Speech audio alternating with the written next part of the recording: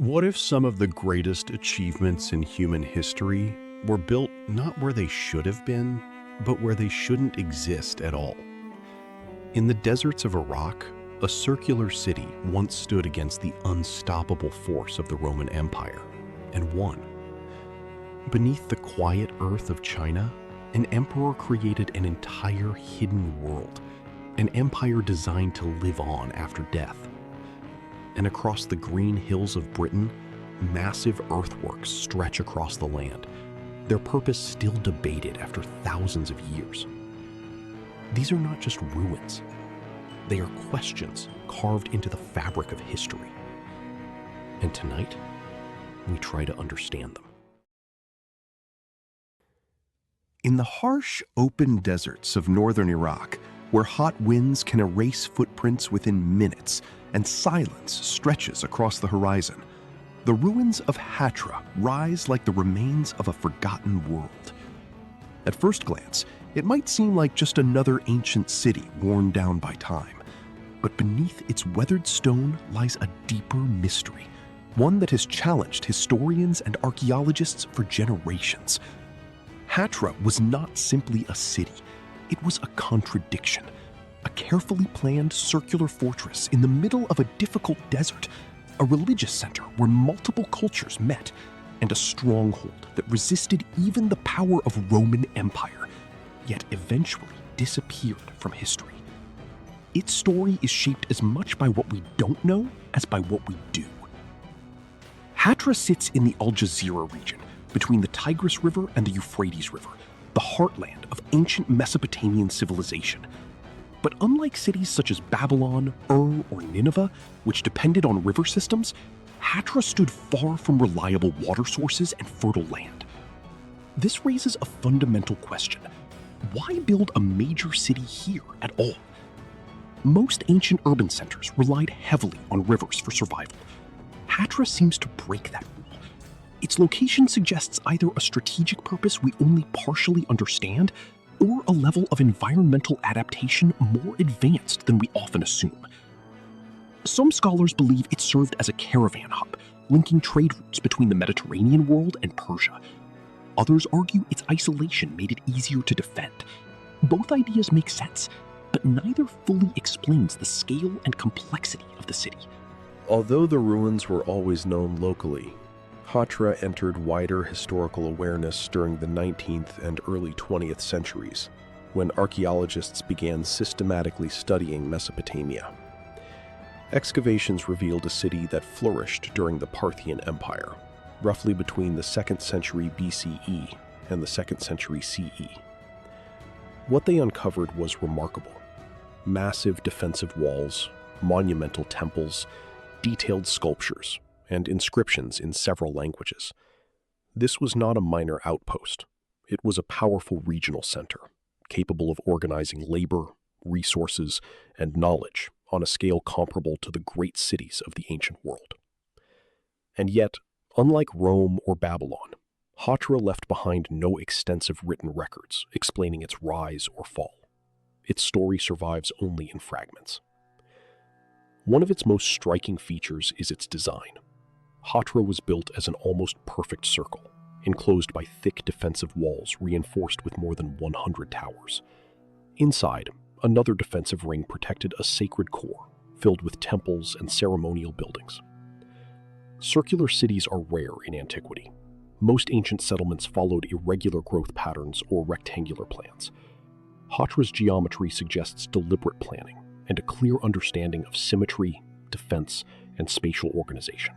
From a military perspective, the circular design spreads pressure evenly and eliminates weak corners, allowing defenders to respond quickly from any direction. But achieving such precision without modern tools raises important questions. How did its builders measure and execute such a plan? What level of mathematical knowledge did they possess? Hatra's strength was not just theoretical, it was proven. The city successfully resisted multiple sieges by the Roman Empire. Emperors such as Trajan and Septimius Severus are believed to have attempted to capture it, but failed. This is no small detail. Rome conquered vast regions across Europe, North Africa, and the Middle East. Yet Hatra held its ground. Its layered defenses, elevated positions, and possibly even the surrounding desert environment gave it a powerful advantage. Still, its survival raises questions. Was it simply superior engineering? Or did Hatra employ defensive strategies that we no longer fully understand? At the center of the city lies another mystery, a vast sacred complex unlike almost anything else in the ancient world. Temples dedicated to Mesopotamian, Greek, Persian, and Arabian deities stood side by side within the same urban space. This blend of religious traditions reflects Hatra's role as a cultural crossroads. Traders, pilgrims, and travelers passed through its gates, bringing ideas, beliefs, and artistic styles with them. The architecture reflects this diversity. Classical-style columns appear alongside Eastern decorative elements. Sculptures often combine different artistic traditions, creating hybrid forms that resist simple classification. This raises another question. Was this diversity a natural result of trade, or a deliberate? Equally puzzling is how the city sustained itself in such an unforgiving environment.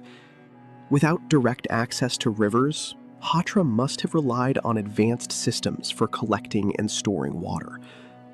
Archaeological evidence points to cisterns and possibly underground channels designed to capture seasonal rainfall. If so, this would indicate a sophisticated understanding of water management. However, much of this infrastructure is either buried or eroded, leaving only partial clues.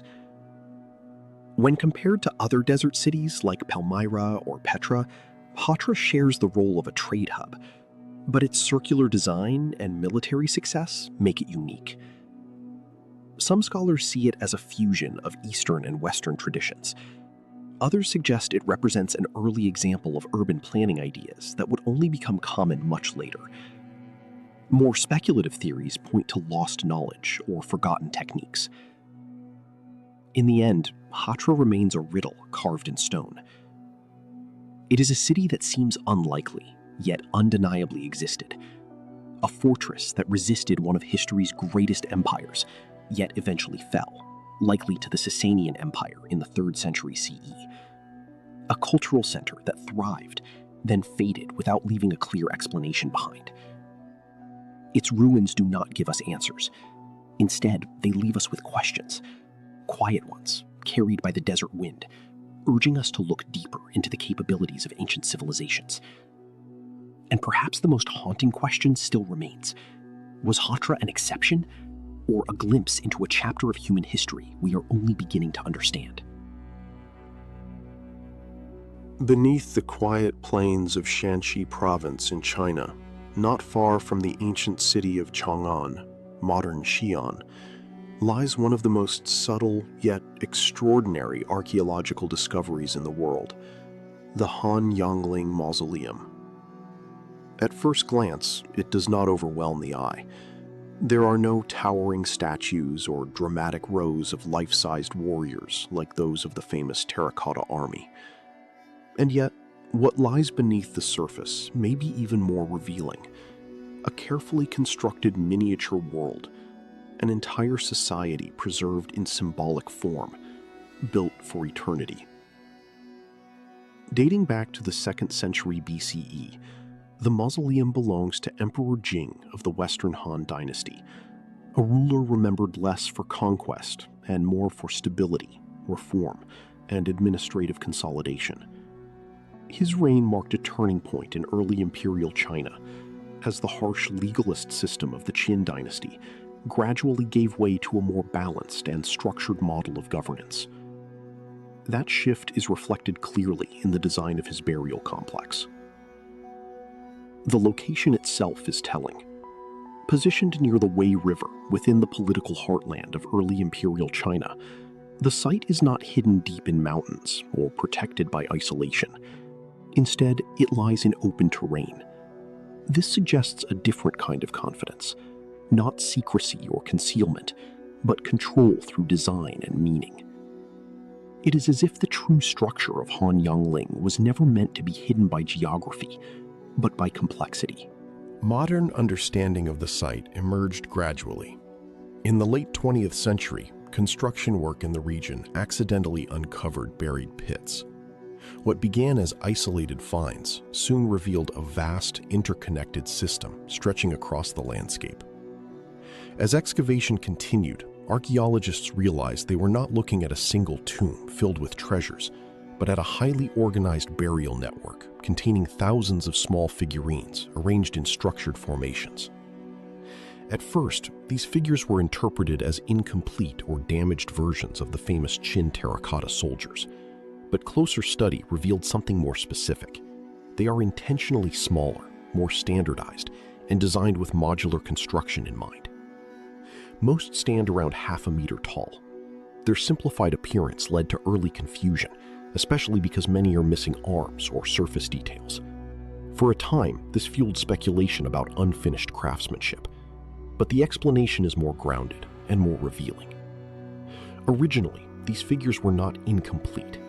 Many had wooden arms and other perishable components that have long since decayed.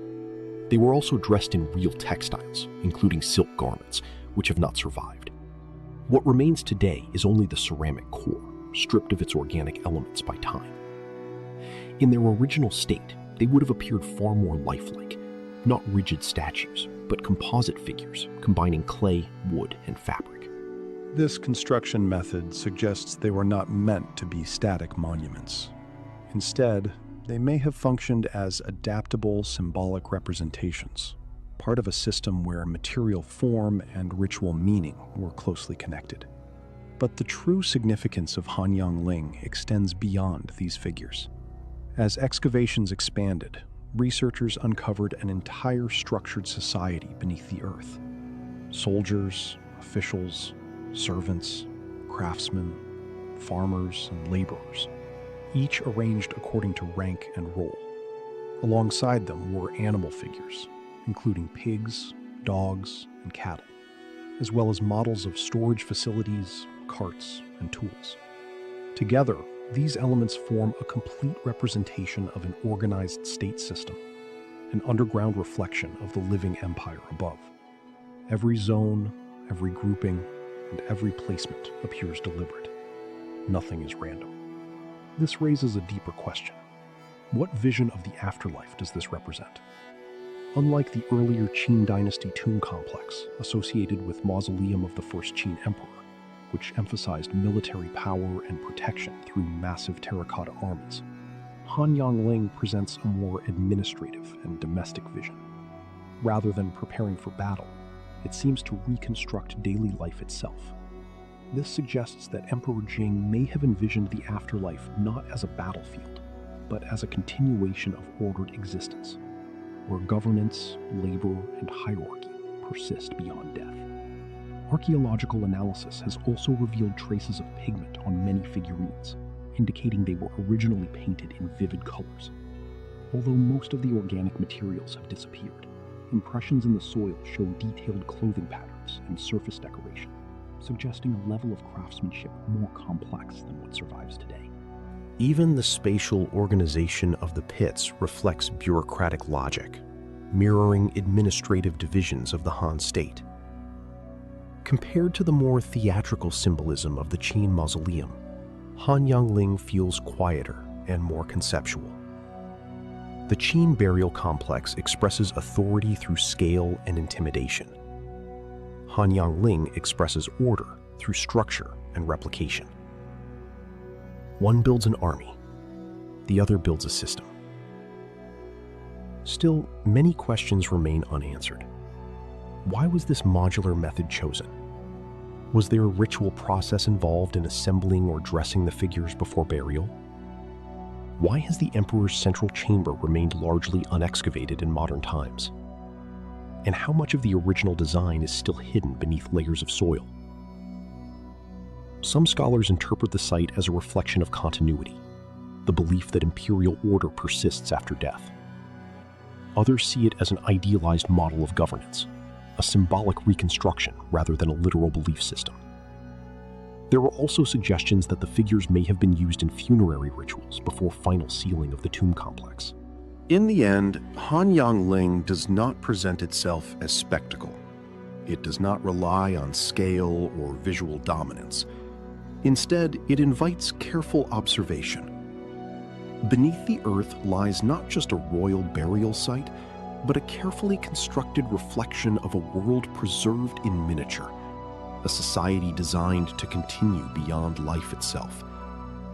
And perhaps the most unsettling thought is this: that deep underground, this ordered world still exists in suspended silence, not destroyed, not erased, only waiting, as if time itself paused at the moment of burial.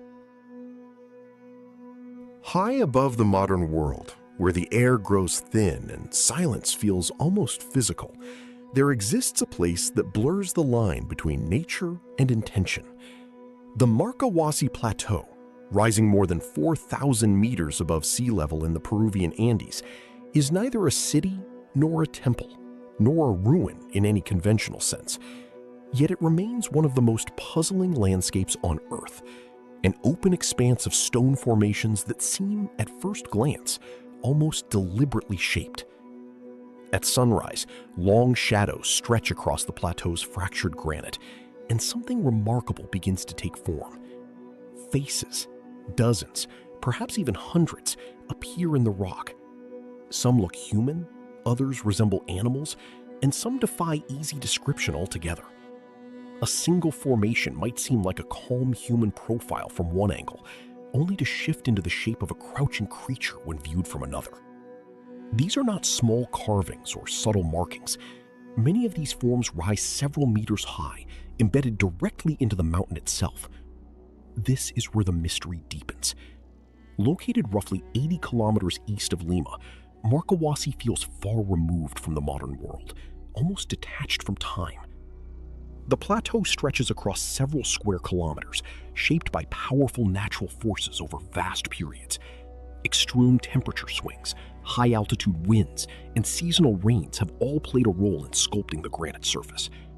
There are no permanent settlements here, no strong evidence of long-term habitation, and no infrastructure suggesting large-scale ancient activity.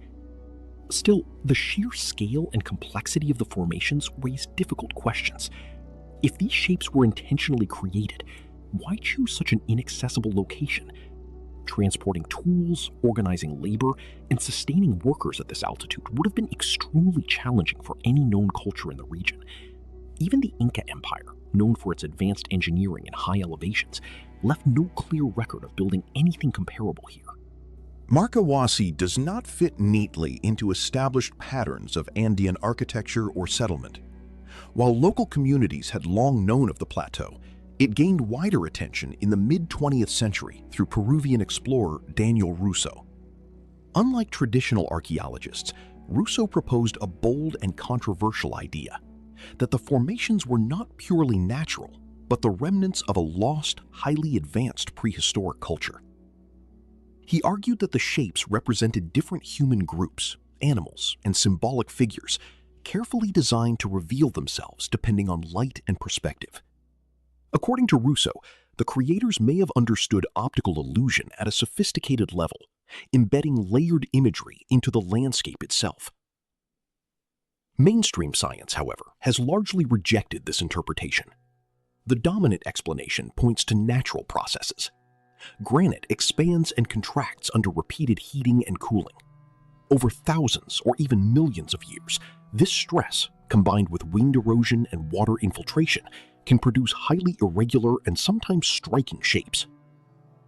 In certain cases, these forms may resemble familiar patterns, triggering a well-known psychological effect called pareidolia, the human tendency to see faces or meaningful images where none were intentionally created. Yet Marcahuasi challenges this explanation. The number and variety of the formations, along with the way some appear to change depending on perspective, create an impression of structure that feels difficult to attribute entirely to chance. Some researchers suggest a middle ground, that natural erosion formed the base shapes, which may have been selectively modified or enhanced by human hands. Even so, No clear tool marks, construction debris, or supporting artifacts have been found to confirm deliberate shaping. Archaeological work at Markawasi has been relatively limited compared to major Andean sites. Surveys have revealed small traces of human presence, temporary shelters, pathways, and scattered objects, but nothing pointing to large-scale construction. This lack of evidence is part of what makes the site so intriguing. If a culture capable of shaping these massive forms once existed, where are the tools, the settlements, the everyday remains? In contrast, places like Machu Picchu or Sacsayhuaman provide clear and abundant signs of human activity, from construction methods to social organization. Markawasi offers no such clarity, only uncertainty. The plateau is not entirely unique in producing face-like formations. Around the world, natural landscapes sometimes resemble familiar shapes. The Old Man of the Mountain and the eroded rock valleys of Cappadocia are well-known examples of how nature can create surprisingly recognizable forms. But these cases are usually isolated. What sets Markawasi apart is its scale, an entire plateau seemingly filled with these ambiguous figures, as if the land itself were expressing something. Theories about Markawasi generally fall into three categories. The first sees it as entirely natural, a product of geological processes combined with human pattern recognition. This is the view most widely accepted by scientists. The second suggests partial human involvement, where ancient people may have selected or subtly altered natural formations, blending nature with intention. The third, more speculative idea, proposes a lost civilization with advanced knowledge, possibly capable of shaping the landscape in ways not yet understood. While fascinating, this theory lacks solid evidence. In the end, Markawasi resists simple explanation. There are no inscriptions to read, no buildings to reconstruct, no clear timeline to follow. Instead, it presents something more unsettling, a reflection of human perception itself. Are we seeing the accidental artistry of nature, shaped over immense spans of time and completed by the mind's tendency to find meaning? Or are we looking at the faint traces of a forgotten experiment, where environment and human intention once intersected in ways we no longer fully understand? As the sun sets over the plateau, the faces seem to dissolve back into the stone, but the question does not disappear with them. It remains, not in the landscape, but within us. What exactly are we really seeing?